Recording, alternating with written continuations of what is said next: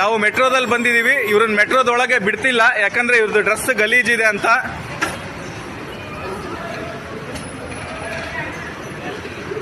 ಬ್ಯಾಗಲ್ಲಿ ಏನಿಲ್ಲ, ಬ್ಯಾಗಲ್ಲಿ ಬಟ್ಟೆಗಳಿದಾವೆ. ಏನಿಲ್ಲ ಸರ್, ಎಲ್ಲ ಸರ್ಚ್ ಮಾಡಿದ್ದಾರೆ. ಡ್ರೆಸ್ ಗಲೀಜಿಲ್ಲ ಅಂತ ಬಿಡ್ತಿಲ್ಲ ಒಳಗೆ.